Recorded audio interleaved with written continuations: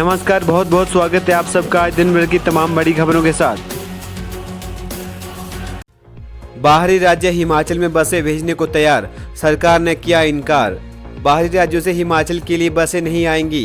Punjab, Haryana, Rajasthan roadways व निगम ने हिमाचल को बसें भेजने की हामी भरी है, लेकिन सरकार ने बसें भेजने को मना कर दिया है। बाहरी राज्यों की अपेक्षा हिमाचल में कोरोना की स्थिति बहुत बेहतर है। ऐसे में सरकार किसी भी तरह जोखिम नहीं लेना चाहती है। प्रदेश सरकार अभी हिमाचल में ही बसें चला रही है। बाहरी राज्यों के लिए बसें भेजने पर प्रतिबंध लगाया है। बाहरी राज्यों में कोरोना के ज्यादातर मामले हैं। हिमाचल की स्थिति ठीक है। प्रतिदिन कोरोना के मरीज भले ही आ रहे हैं, लेकिन उससे ज्यादा कोरोना पॉजिटिव ठीक भी हो रहे हैं। बसें चलाने से डीजल का खर्चा भी नहीं निकल रहा है। वहीं परिवहन निगम बीते सप्ताह से बसें चला रहा है। हालात यह है कि इन बसों से डीजल का खर्च भी नहीं निकल रहा है। बसें खाली दौड़ रही हैं। सरकार को मिली रिपोर्ट के मुताबिक बसों में कभी 5 तो कभी 7 सवारियां ही बैठ रही हैं।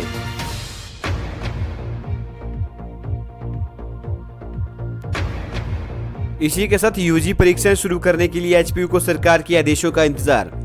स्नातक डिग्री कोर्स की 5वें सेमेस्टर और पहले और दूसरे वर्ष की परीक्षाओं का प्रदेश के करीब 1.5 लाख छात्र इंतजार कर रहे हैं। प्रदेश विश्वविद्यालय परीक्षा करवाने को सरकार के आदेशों का इंतजार कर रहा है। प्रश्न पत्र छपवाने और रोल नंबर जारी करने से लेकर परीक्षा केंद्रों में उत्तर पुस्तिकाओं व प्रश्न पत्रों की सप्लाई पहुंचाने और स्टाफ के ड्यूटी सहित अन्य व्यवस्था करने में विश्वविद्यालय को कुछ समय लगना है।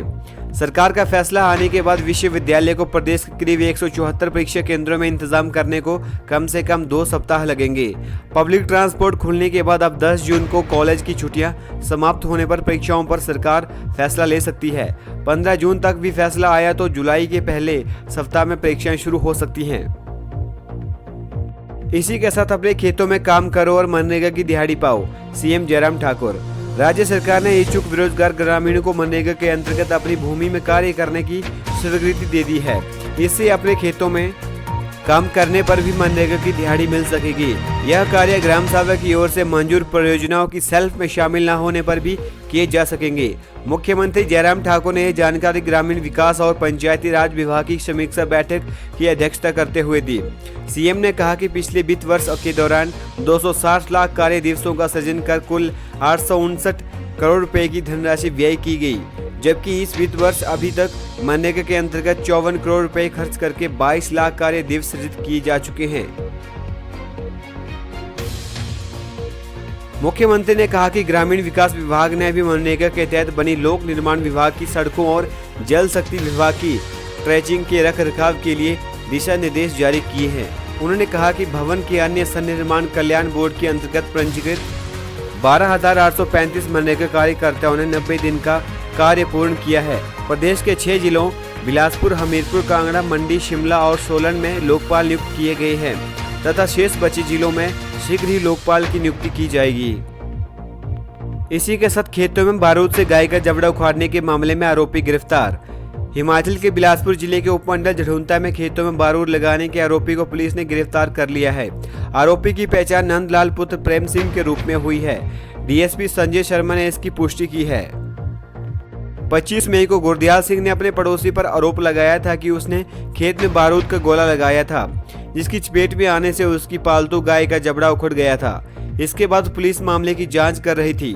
वहीं डीएसपी हेडक्वार्टर संजय शर्मा ने भी घटनास्थल का दौरा किया था। इस दौरान उन्होंने मौके पर कई साक्ष्य जुटाए थे, जिसके आधार पर शनिवार दोपहर के बाद आरोपी को गिरफ्तार कर लिया गया है। इसी के साथ हिमाचल में 7 कोरोना पॉजिटिव, 400 पहुंच चुका है आंकड़ा।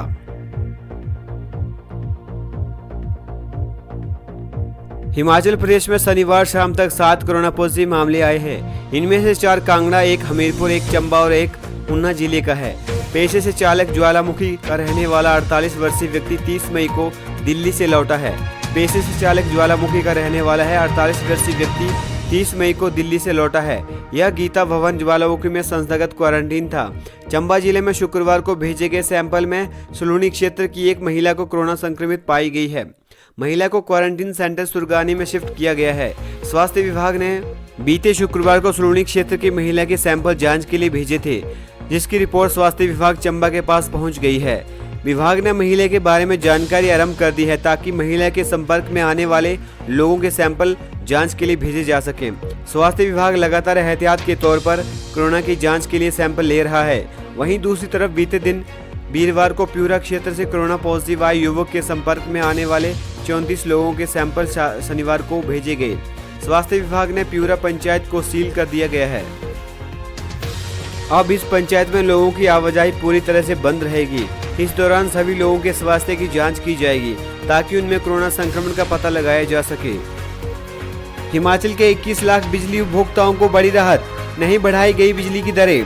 हिमाचल प्रदेश सरकार ने हिमाचल के 21 लाख बिजली उपभोक्ताओं को बड़ी राहत दी है। कोरोना वायरस के चलते इस साल प्रदेश में बिजली की दरें नहीं बढ़ाई जाएंगी। सरकार ने यह फैसला लिया है। साल 2019-20 की बिजली दरें ही इस साल भी लागू रहेंगी। लॉकडाउन के चलते घरेलू सहित व्यावसायिक और औद्योगिक इकाइयों को बड़ी राहत मिली है। बता दें कि बिजली बोर्ड ने विद्युत नियामक आयोग से बिजली की दरों में 8.73% की बढ़ोतरी मांगी थी।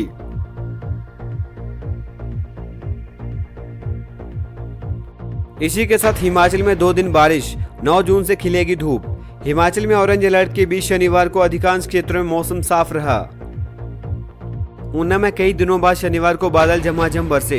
गर्मी से जूझ रहे लोगों को मौसम बदलने से बड़ी राहत मिली है। हमीरपुर, कांगड़ा, मंडी, मनाली और डलहौजी में हल्की बूंदाबांदी हुई।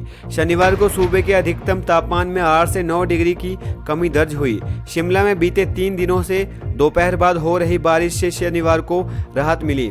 शहर में दिन भर मौसम साफ रहा। मौसम विज्ञान केंद्र शिमला ने रविवार और सोमवार को भी प्रदेश के कुछ क्षेत्रों में मौसम खराब बना रहने का पूर्वानुमान जताया है। 9 जून से पूरे प्रदेश में धूप खिलने के आसार हैं।